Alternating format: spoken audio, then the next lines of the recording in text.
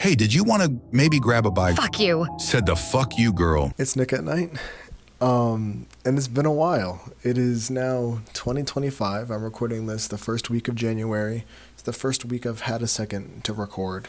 I've been trying to record this video for a while now, but it's been a couple years since I talked about music on the channel. And I'm a big music fan. I like talking about music a lot, but I haven't really done that much. I feel like nobody really enjoyed it, but it was actually by popular request in which I'm making this video today, because people who enjoy music on my channel have been asking about my top 20 albums for the last couple years, and I told them that I'd get around to it, and I never did. But 2024 was really special for music, and I really thought that I'd talk about my top 20 albums, because specifically my top 10 are all albums that I think are going to be with me for a while and have changed the way that I listen to music. In this video, I wrote a little script for all the albums, a little note per each album, plus my favorite song or favorite songs per album. If you are not subscribed already, you should subscribe.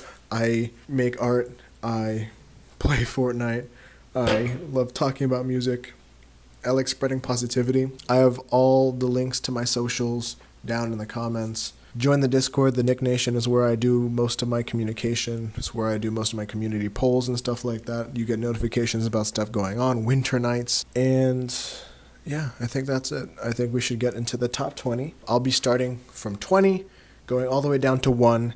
For the top 11, like 20 through 11, I'm probably not going to go into some insane detail, but once it starts getting to albums I'm really passionate about, I'll probably go into some detail. So to start, the 20th album on my list of the top 20 is Billie Eilish's Hit Me Hard and Soft. This album felt like Billie Eilish finally coming to age. I think she really solidified her sound here. Previous albums like Where Do We Go When We Sleep or the one that came out in 2022 that I don't really care for, it was all Billie trying to figure out kind of where she is sonically. And I think it's pretty cool that she kind of went back to her original sound in a sense. I've been listening to her since like 2017 with like Bellyache and stuff, and this album feels like that 2016 Bellyache Billie Eilish, and her newfound adult self had this like lesbian baby that creates tear-jerking ballads, but also songs that you can dance to and enjoy with your friends. The best song on the album is Birds of a Feather. That song got me. I love that song. Quickly moving into my 19th spot, I have Ali Evenson with Blue Super Love. There's a good chance you haven't heard of Ali. I didn't before this. I actually got hip to Ali Evenson through Hive Mind, and this is actually her debut album, and it's a pretty genre-bending experience, and it's boundary-pushing, and it sounds that I've never heard before in the context that she uses them. The lyrics in this album are so strange, so bizarre, so specific, that the imagery that gets created through the lyrics are so intense, so interesting. I feel like a lot of songs are stripped back, but a lot of songs also have very thick production. My favorite song, Shitty Heaven, and I know that there's other better songs on the album, but when I come back to the album, it's always Shitty Heaven for me. Moving on to the 18th spot, I have Don Toliver with HARDSTONE Psycho. I want to preface this, I should have prefaced this in the beginning of the video. Rap used to be my favorite genre, and it probably is still my favorite genre, but my love for it lessened this year extremely because I feel like other genres had a more prominent run this year. But of course, I'm a big Don Toliver fan, and with HARDSTONE Psycho, Don Toliver delivered. But I've come to terms that as time has gone on, it's kind of been apparent that Don Toliver is not going to hit the overwhelming success that he got on Heaven or Hell. And I don't think he needs to, but Heaven or Hell was like perfect from top to bottom. Where HARDSTONE Psycho probably isn't perfect, probably isn't near it, but the songs on this album are very unique. This album brings a different soundscape that Don Toliver's kind of flirting with but hasn't really got into until this album. We've come to a point where rock and hip hop are kind of like tongue kissing at the moment. It's been like for the last few years, and I just think that Don really does a great job of embodying just that with the biker aesthetic and all the different rock elements and all these different songs. Bandit was one of the singles that featured the Tame Impala sample. All of the songs are decent. It's difficult to come out with like a song that I feel like really stood out. Bandit was one of them, but my favorite song I think was Brother Stone. It actually cracked my top 100 listened to songs last year. Kodak does great with the chorus on that song. You're gonna see here that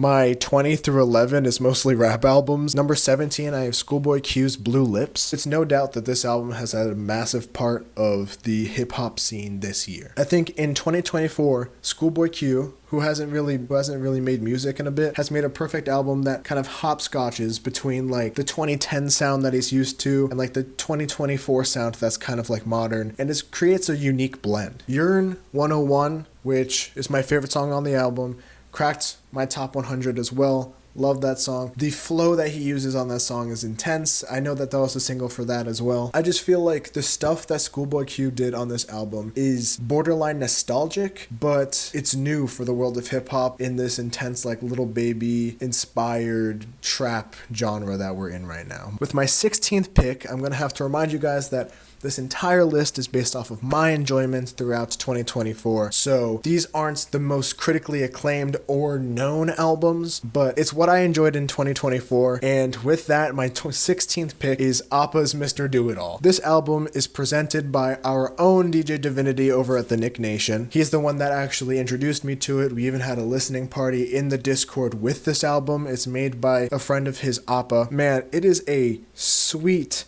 27-minute listen.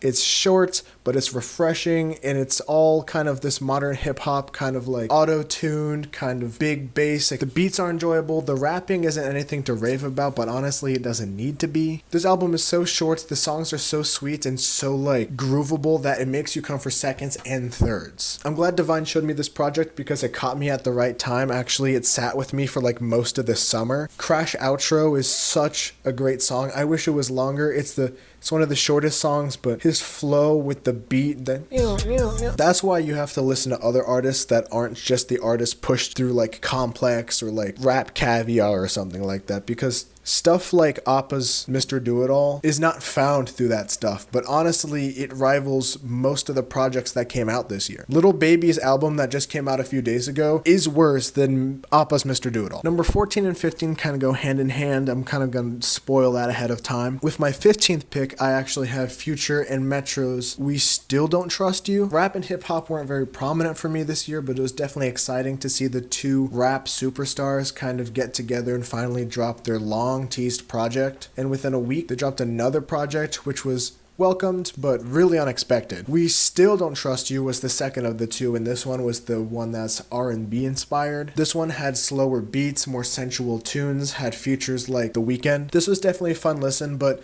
I think that most people can agree that the first one was probably a little better than the second. That being said, this album was still really great as a listen, and if I was into rap like I was last year, this album would be in my rotation a lot more. My favorite song on this one, and those who like Future and this album are gonna hate me, but it's the interlude, Amazing.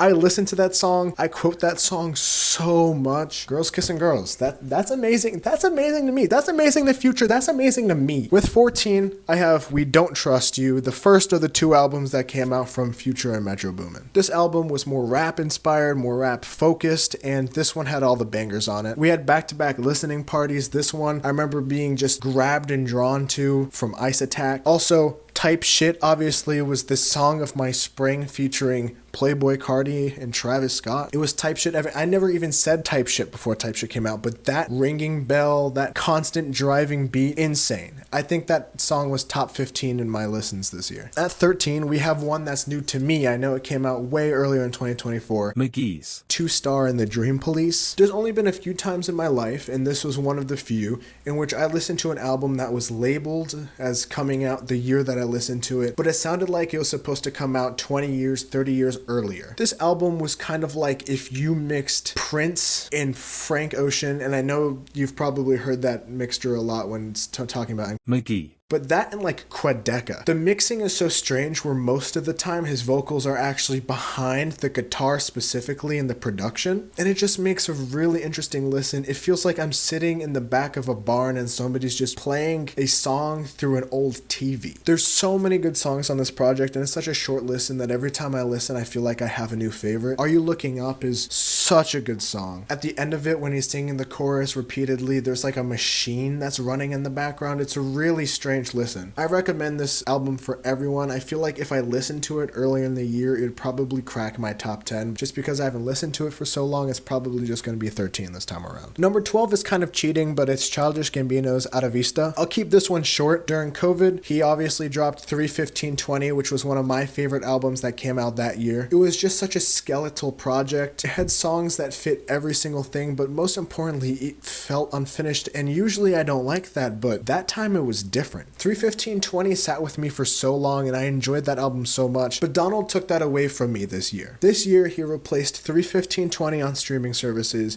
with Atavista, which is the entire project fully finished 4 years later. And I'll be completely honest, I don't like it as much as the original. There was something about the original, when I found it, how I found it, 3:15:20, it was supposed to come out, it wasn't supposed to come out, it had the timer on the website. All this stuff led to Childish Gambino's best project in my opinion. And although I think Atavista, the finished project, is still his best project, and that's with Awaken My Love and all of that, the album isn't what it used to be. His best project went from being up here to over here. Still his best, but somehow the finished project didn't feel like it was better. Psilocybin is probably my favorite song, featuring 21 Savage on the back. That's the least changed song, although the mixing did change on that song. 3:15:20, still Childish Gambino's best project, even with Atavista out. If we're talking about actual releases and actual things sitting on his discography today, Atavista tops the cake. I loved that album. 11, we actually have Yeat's 2093. I know Yeat dropped another project this year, and Yeat went back to his old roots in that project, and that's the reason why Yeat's Lifestyle, I believe it's called, didn't even crack my top 20, probably not even near my top 30. Yeat did something different on this album. He cared. When I say that, it was still a very long track list, which he's used to doing, and usually that's irritating, but this time he actually sat with it. I think there's actually a good amount of time between 2093 and his last project, and you can tell. The beats were so much well produced, and they were produced by different people. He sat well better in the mix. His lyrics were actually meaningful sometimes. One of my favorite songs on this, Breathe, featured the Regular Show snippet with the basketball god. The driving bass on that song. Other songs that I love, like You Should Know. All of these songs you could not find when you're ringing the bell on Get Busy, in my opinion. 2093 was such a different experience. It was Yeat at a potential in which we all felt like he had, but has not touched. And then when he came back to Lifestyle, which is the album that came after 2093, I'm like, oh yeah, that's the Yeat I only listen to once a year. Yeat, I know you're not listening. Please take some more time in between albums. You get a better product. Okay, we are in top 10 territory. I tried not to make this video too long. I just want to start my top 10 by saying most of these albums could be interchangeable. This year was so incredible for music. The music lover's music. It had something for everyone, even rap. And I just feel like I can't believe that some of the albums that came out this year because it's just fantastic. At 10, I have Tyler the Creator's CHROMAKOPIA. And this is one of those albums that are so good that you stay away from it. When it first came out, I listened to it maybe 5 times top to bottom, and then I tried not touching it for the longest time. I know that he's rapping as a 30-something-year-old man, and he's rapping about struggles that he has growing up and stuff like that. But I'm 21 now, and a lot of the stuff that he's kind of talked about are things that I've kind of thought about for myself. And a lot of the songs were just heavy and had heavy meanings and had actual people involved, whether it was storytelling or not. Like, he wanted to have children or he didn't want to have children. He was about to have children. Talks about his dad hiding himself from other people. Working so hard that you seem invisible. Exploring your sexuality, exploring kinks. Finding out that somebody who entered your life to have fun was to die later. I loved it so much. I should probably sit with the songs more, but I've listened to them a lot. I've cried to this album.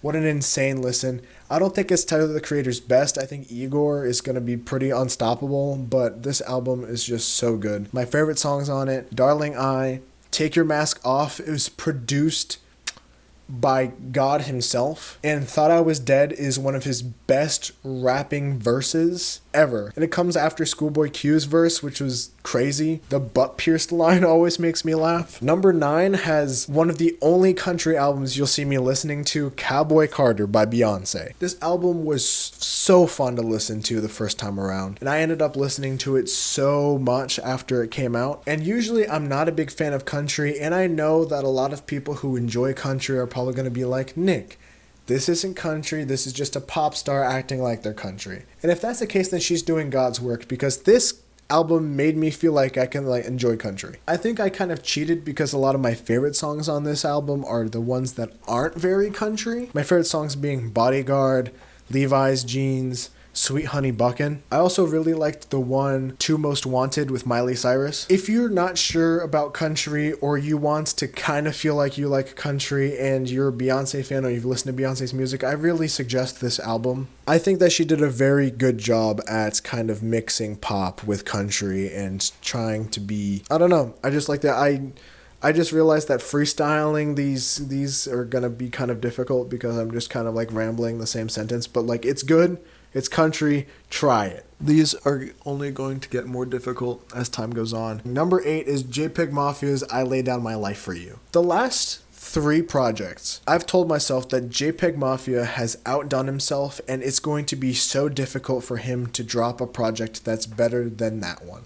When he came out with LP, I said, wow, he's really defined his sound. He's really made it so that even the average listener can enjoy his music. This guy has just made his best work. It's probably not going to happen again. And then he gets in touch with Danny Brown and makes Scaring the Hose, and that album is borderline perfect. And I told myself, I'm like, wow, it's a collab album, Danny Brown's on it, like JPEGMAFIA didn't have to rap as much as he usually does, the production's still Peggy, it's still fantastic. He's not gonna drop another project that's this good, right? And then he drops this album, which might be perfect. This is Peggy's best production that he has. This is Peggy's best rapping that he has. These songs are the most manic that he's ever made, but somehow they're also his most listenable. I feel like that this is one of the first JPEGMAFIA albums that I can truly show my friend that has never listened to JPEGMAFIA before, and they might enjoy their listen. Where other times, if I was to show my best friend Alex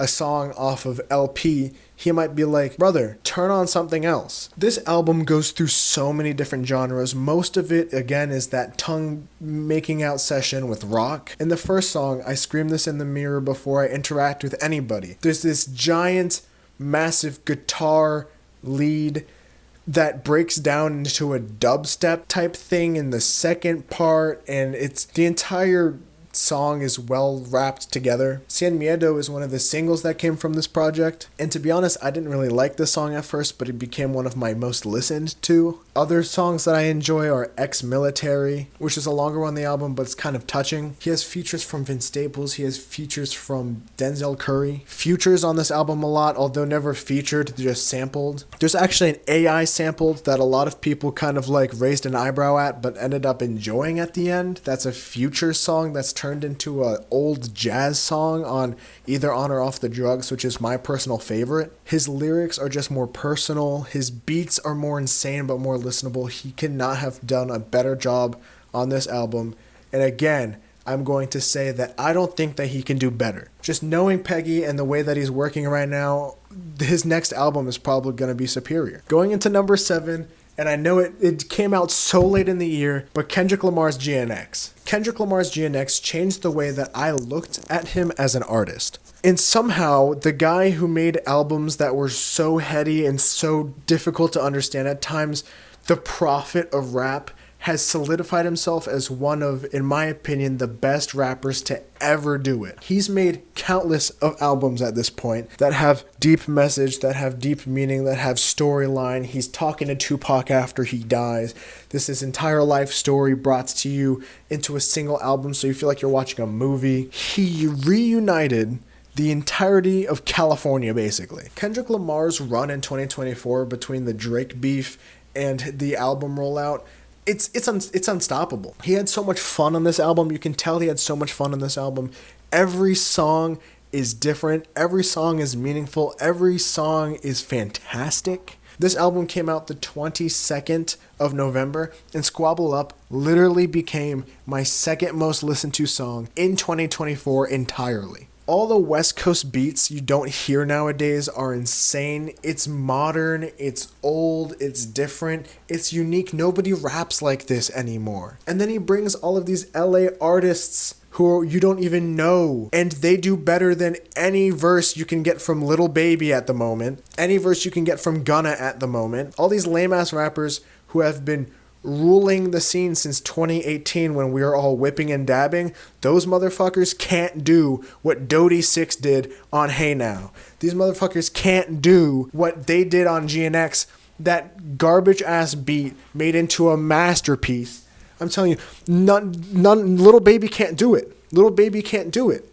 You can't rap on that beat. Gloria is an entire love song about his damn pen. I can't believe that album came out. I cannot believe that he came up with Luther. SZA was an unwritten feature.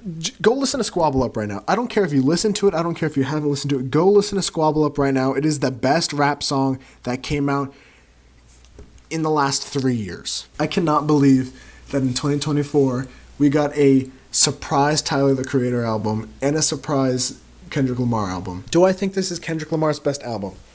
No. But at this point, everything he makes is gold. If this is his third best album that he's made, right? If we're thinking To Pimp a Butterfly, sure. In my opinion, Good Kid, Mad City's better. Then his third best album is better than your favorite artist's album. Best album. And that's my number 7 pick, showing how good 2024 was with music. Number 6, Magdalena's BayImaginal disc. I have never listened to an album like this. As you know, I'm a little weird with my music taste, right? And it's not weird. It's only weird to my followers. It's only weird to my friends. I like underscores. I like 100 Gex. I like JPEGMAFIA. I like these guys that people don't like because they're listening to fucking, I don't know, fucking, I can't even think of anything right now. Magdalena's BayImaginal is one of the most insane listens I've ever experienced with a first time listen. Every beat blew me away. Every lyric blew me away. I would tell you that I can't say enough about this album. I'm just bored. I'm just speechless. Like, what they did on this album is incredible. Every beat choice is incredible. The introduction and the ending being a very similar song. All of the imagery that gets put in these songs. The production of these songs are insane. They're genre bending. There's new parts of my ear and brain being used on Death and Romance and Image. That's My Floor is one of the most insane songs I've ever listened to. That's like top 20 listened to this year. Anybody that would ask me to play them a song this year, I would play them That's My Floor. That's My Floor has something, it's rock, it's deep in the fucking mix, it's in your fucking eyes, it's in your like brain. I'm getting to the point of these albums where I'm just like obviously passionate about them, but I don't have that much to say about them, and I'm freestyling most of this. So it's just coming out as just like, listen to this album. I forgot to say my favorite songs for Kendrick Lamar's GNX, but my favorite songs for this album are Image, Watching TV, That's My Floor, Cry For Me, The Ballad of Matt and Micah. The entire album is good. Just listen to the entire album, please. Number 5, I think, is technically the best album from 2024. If I was basing this off of a critic's technical standpoint, my 5th pick for 2025 would be the best album of the year, because this album is literally a masterpiece of art. From top to bottom, this is such an intense album. It's Geordie Greep's The New Sound. This album fuses so many different versions of rock, of jazz. They have bossa nova in this thing. They have Japanese jazz in this thing. All of it's just heavily like rock inspired. It's alternative.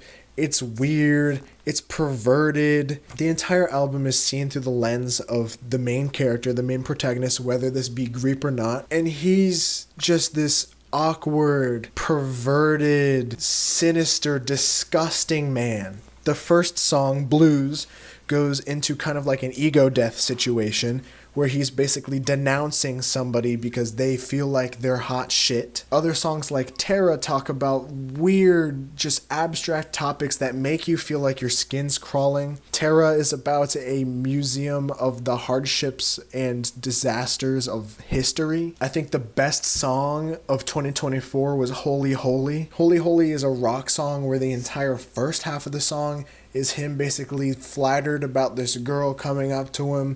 He's basically a regular at this bar and she's flocking to him like all the other women do. He goes into the bathroom. It's implied that he has sex with her. And then the second half is him explaining this entire thing because he set up the whole thing to boost his ego, to make him seem like he's crazy, popular.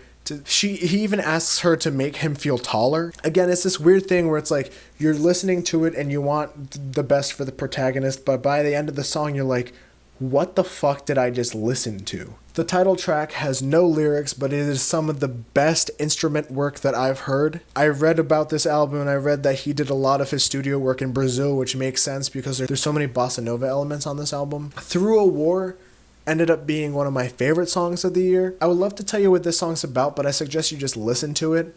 There's a middle part in between where he's talking about fear and what fear really means. Watching a woman give birth to a goat, watching a father and a son duel to the death. Like, it's the imagery on this album is so disgusting. You just have to listen again. What did you just listen to? The As If Waltz is one of the most incredible songs that I've heard musically. It's this rock song that breaks into this beautiful ballet waltz song, lots of strings. But when it breaks down into the actual rock of it, he's talking about a prostitute that he bought time with only an hour.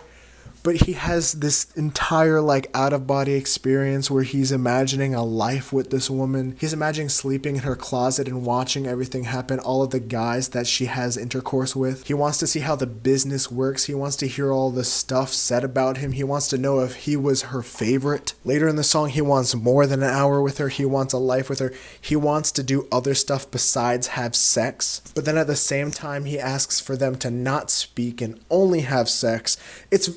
Again, he's a madman who's just perverted, wants to just stick his dick in everything. He mentioned AIDS so many times that he has some sort of STD that he just scratches and it breaks up most of the songs. I know this sounds insane.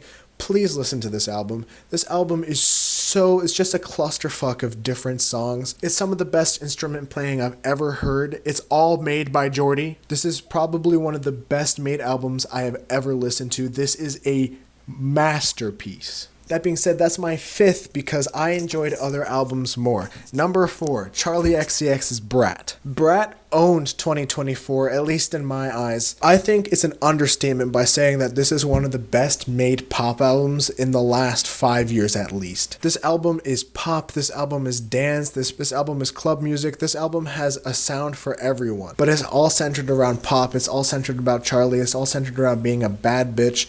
But then also some of the songs get really serious, and I think that's kind of overlooked when a lot of people are talking about BRAT. On surface level, BRAT is about a girl that hasn't really brushed her hair doing coke off the bathroom floor and throwing her ass the entire night. But there's songs like So I or I Think About It Every Time that really go into Charli almost having an existential crisis, not knowing whether to continue being an artist and stuff more time into being famous or starting a life with her man. Yeah, there's songs like 360 where she's talking about how she's the reference girl and everybody wants to now be her. But then on other songs, she's talking about how she feels so out of place sometimes and all these girls around her make her feel ugly. There's this dichotomy between I'm a bad bitch and I just want to be away from everybody in this log cabin, off the grid and everything. All with these dance beats. It's such an interesting album to listen to. It's such a fun album to listen to. Even the songs that are sad, if you just crank down the lyrics just a little,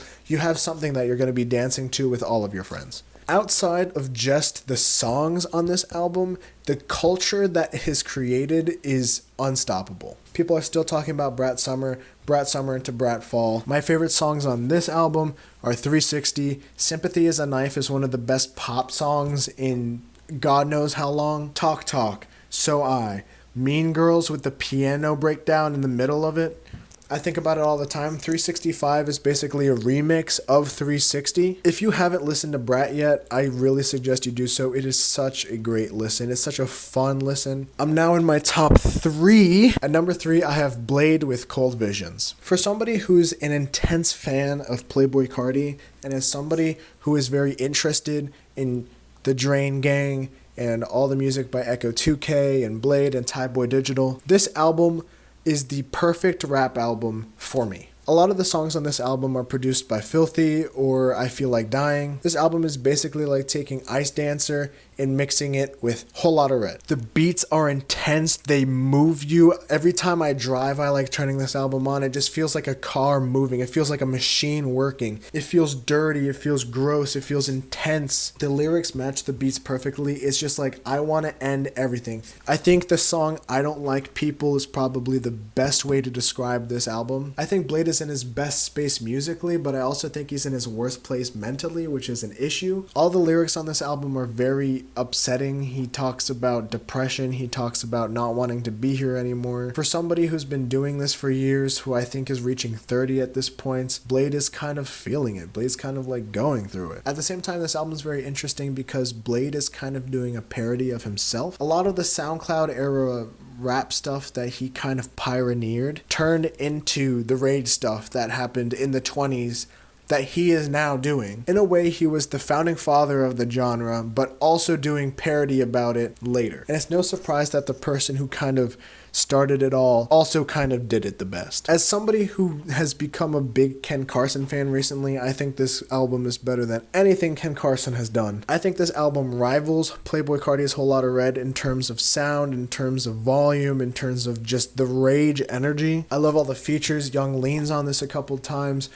You can't get better. All the songs sound so different, so unique, but they all have this head-knocking sound to them. I don't think Cold Visions is going to be for everybody. I'm just a big Bladee fan, but if you like Whole Lotta Red, if you want to hear something different, I really suggest this album. My favorite songs on this album, there's so many, but just to list a few: Sad Meal, Only God Is Made Perfect, I Don't Like People, both the interlude and the actual song, Terrible Excellence, River Flows in You, Other Side. Moving on in my top 3, my second choice is Quedeca's Scrapyard. I think it really tells how good an artist is when his entire album of B-sides is probably the best work that he's ever made. I think Quedeca is an amazing artist who puts a lot of value into the work and story that he tells with his work. But at the same time, I feel like it's interesting that the album that he spent less time on a story kind of became his most critically acclaimed. Because at some points, this album is about kind of that scrapyard feeling. All of these songs were not made to be on a project. They were just kind of made to be released. And they all have this like pots and pan feel that kind of add to the whole scrapyard aesthetic. Songs like Way Too Many Friends, I think, literally have pots and pans for like the moving drum of the song.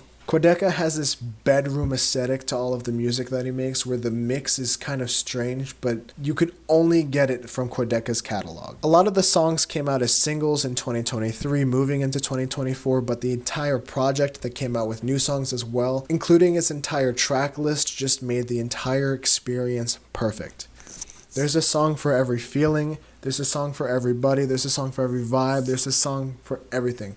Top bottom, it's a perfect listen. Dust Cutter is an insane introduction. Breakins does a great job on A La Carte. Guess Who is one of the best rap songs that came out this year. The beat on that is so insane. The siren sound. You have Kevin Abstract of Brockhampton on Texas Blue making a perfect summertime ballad. My favorite songs on this album are all of them, but if I have to name them by name, then Dust Cutter, A La Carte, Easier is such a beautiful song.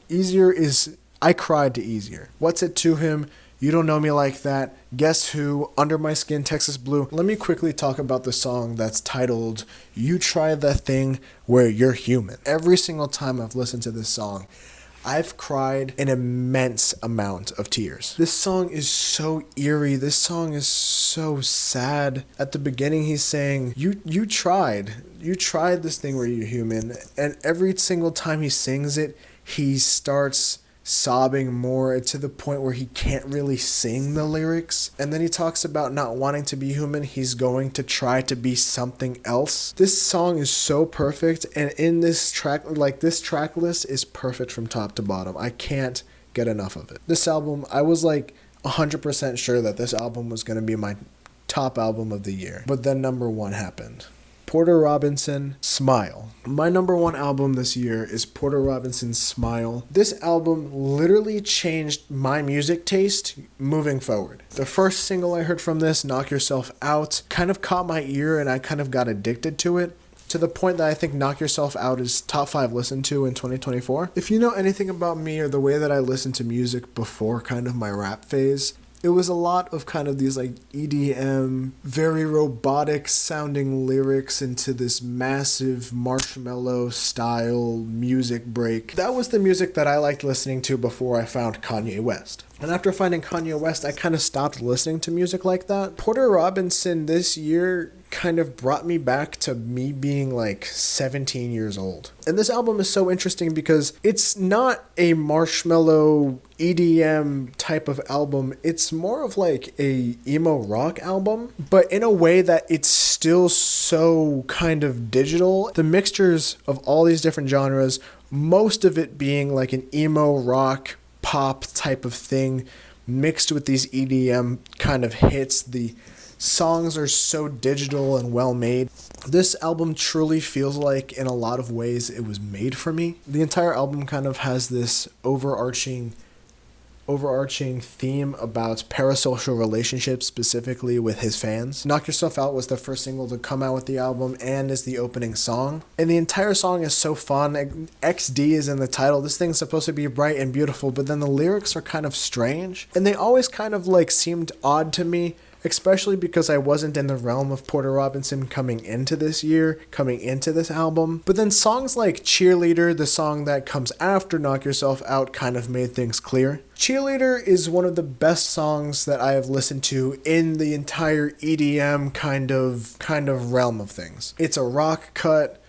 It's a EDM cut. He's talking about this cheerleader, this girl that he loves, but the entire thing is kind of a metaphor for the fans that he has. And he talks about her not loving herself because she's not him, drawing photos of him kissing other guys. It's a really strange relationship. And at first I kind of took it literally, thinking he was actually talking about a girl, until I'm like, this is another song about his fans, about how he feels about his fans, almost like he's dating his fans. Russian Roulette is one of the longest songs on the album, feels like one of the shortest. It's simply a song about just like not committing on Alive. It's about the fact that there's so much more to live for. Finish those projects, finish the things you're working on, water your flowers, move forward. Perfect Pinterest Garden is one of the less serious songs in the album, but to me it adds a perfect kind of space between some of the other more intense songs. This one is purely digital. This one just has a bouncing groove to it. It moves you forward. He talks near the end about knowing where you can hide, where you can escape. It's a perfect Pinterest garden where you can start a family and make new friends. Year of the Cup is a couple of different verses wrapped around a Lil Wayne interview. The entire point of the Year of the Cup is basically what Lil Wayne is saying. The interviewer tells Lil Wayne that he doesn't know what's in his cup, but it's beautiful that he's drinking something. And Lil Wayne's like, you don't know what's beautiful, you don't know what's in my cup. And it talks about how alcohol makes people react. The way he reacted was that he had such an insane growth in his career. Although it's Lil Wayne speaking, you could kind of feel like Porter Robinson speaking to you. Learning how to play guitar, putting the autotunes on your voice, a lot of things that Porter Robinson did from his first album till now. And then the lyrics are talking about how he's mad at his fans because they only like him because Skrillex thought he was great.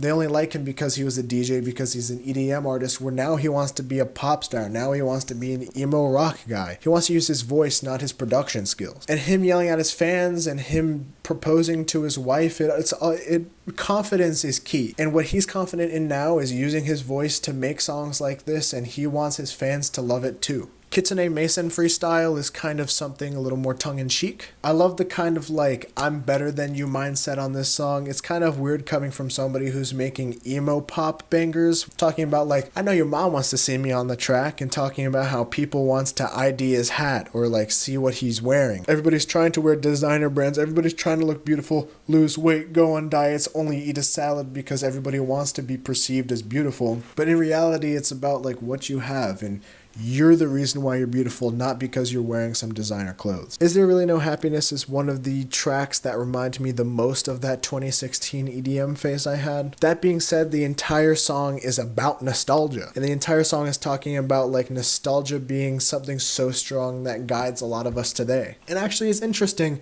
because although this album did come out 4 days before my birthday back in July, you can see it nowadays where games like Fortnite have an entire OG mode that basically runs off nostalgia, whether it's good or not. Nostalgia kind of drives people. It's why we all listen to Trap Queen by Fetty Wap. Nobody talks about Fetty Wap outside of that. I was reading a lot about Porter Robinson after this album came out. I listened to Nurture for the first time. The entire Porter Robinson lore basically boils down to, I used to make this music, now I make this music. The people who love me, and I have this love for them that's kind of unnatural.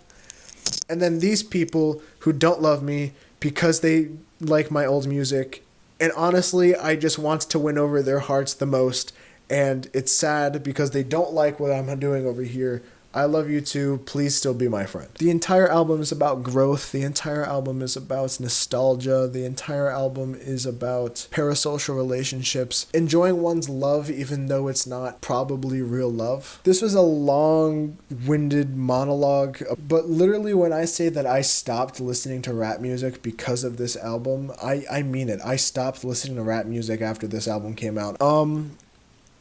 I think that's it. Those are my top 20 albums of 2024. 2024 was one of my favorite years of music ever. I hope 2025 is great. This little baby album is not very promising. But anyways, let me know in the comments what your top albums of 2024 were, what you enjoyed listening to. Did you listen to rap music in 2024? Do you like Porter Robinson? Please let me know. Join the Discord to join the conversation. Follow me on Twitter. I'm making a lot of art and stuff like that. Follow me on TikTok. I rank things. Anyways, goodbye.